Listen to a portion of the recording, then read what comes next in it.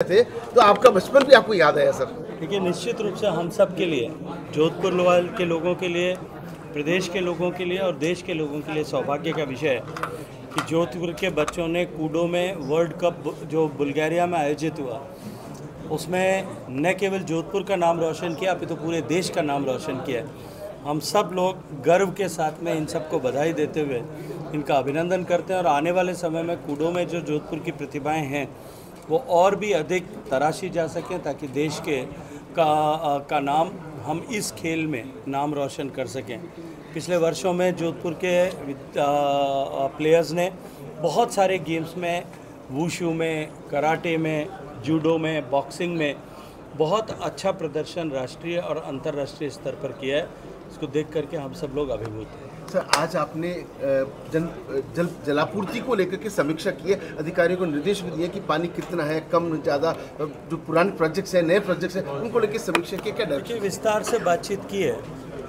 जो सबसे बड़ी चिंता का विषय है वो है थर्ड फेज़ ऑफ कैनाल का समय से पीछे चलते जाना, जिसको हम अपेक्षा करते थे कि पिछले साल पूरा हो जाएगा। आज भी अभी तक भी समीक्षा में ये निकल कर के आया कि वो दिसंबर तक होगा। वो निश्चित रूप से चिंता का विषय है, क्योंकि जोधपुर की समस्याओं का समाधान का अधिकांश हिस्सा उसके साथ में जुड़ा हुआ है। थर्ड फेज़ ऑफ कैनाल के लिए आज अधिकारियों ने ये विश्वास दिलाया है कि हम दिसंबर तक पूरा करेंगे ताकि आने वाली गर्मी में हमको ये चुनौती न उठानी पड़े।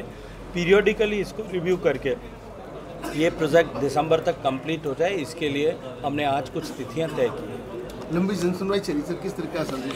देखिए, जोधपुर में जब कभी भी अवसर मिलता है लोगों के साथ मिलकर के एक जनप्रतिनिधि का दायित्व पूरा करने के लिए, लोगों से बातचीत करके लोगों की समस्याओं के समाधान के लिए वे यथासंभव प्रयास करते हैं। और मुझे लगता है कि ये जनप्रतिनिधि का धर्म है, उसका दायित्व है, उसका कर्तव्य है, उसके निर्वहन के लिए उसको काम करना है। सर कांवड़ यात्रा में जो है कांच के टुकड़े बिछाने को लेकर कपिल मिश्रा ने गहलोत साहब ने बिहार चुनाव को लेकर सुप्रीम कोर्ट का हवाला देते हुए यह कहा कि चुनाव आयोग जो दस्तावेज मांग रही है वह सही नहीं है, इसमें दखल देना चाहिए। मुझे लगता है कि जब मैंने पहले भी कहा था आपको, पहले भी जब सुप्रीम कोर्ट का फैसला आया उससे पहले आप लोगों को चर्चा करते हुए कहा था कि संविधान प्रदत्त व्यवस्था के अनुरूप चुनाव करवाना, निष्पक्ष करवाना निर्वाचन आयोग का प्रोरोगेटिव है, उनका अधिकार है, उनका दायित्व भी है। चुनाव आयोग अगर चुनाव की निष्पक्षता के सापेक्ष यदि वोटर लिस्ट को रिव्यू करता है, वो उनके अधिकार क्षेत्र का विषय है। उसमें किसी को भी किसी तरह का संदेह करने की आवश्यकता नहीं है, लेकिन इसको एक राजनीतिक मुद्दा बनाने की कोशिश की गई। आखिर में सुप्रीम कोर्ट ने सेम लाइंस पर वर्डिक्ट किया। मेरा तो प्रश्न इसमें दूसरा है कि जब सुप्रीम कोर्ट के आदेश होने के बाद में भी यदि चुनाव आयोग जो है वोटर लिस्ट की समीक्षा करता है, तब किन लोगों के पेट में दर्द हो रहा है और क्यों हो रहा है, इसकी जानकारी निश्चित रूप से करनी चाहिए। सर, इसी से सवाल जुड़ा हुआ है, छात्र चुनाव को लेकर के हमेशा जिस तरीके से सवाल उठता है, उनके शासन में बंद हो गया, अब वो मांग उठा रहे हैं, इस पर क्या कहेंगे? देखिए, मैंने कल फलौदी में ये बात कही थी। कुछ लोग ये होते हैं कि जिनको कानून, संविधान सब जब वो सत्ता से बाहर होते हैं तब याद आता है, वो जो है अपनी अनुकूलता के आधार पर नियमों को तय करते हैं, नियमों की व्याख्या करते हैं, उनकी प्रासंगिकता के ऊपर चर्चा करते हैं। माननीय अशोक गहलोत साहब का कल मैं एक ट्वीट देख रहा था, उसमें उन्होंने लिखा था कि पंचायती राज और नगर निकाय के चुनाव जो हैं हर 5 साल में होना, ये संविधान के प्रदत्त व्यवस्था है और इसको नहीं करके भारतीय जनता पार्टी की सरकार संविधान के व्यवस्थाओं के अनुरूप काम नहीं कर रही है और उसके अनुकूल उन्होंने, उसके समर्थन में उन्होंने कुछ सुप्रीम कोर्ट के डिसीजंस को भी अंकित किया, वहाँ साइटेशन किया। मेरा प्रश्न उनसे ये था कि यही कांग्रेस थी जिसने 13 साल तक पंचायती राज का चुनाव नहीं होने दिया, तब आपको वो नियम कानून याद नहीं आए थे?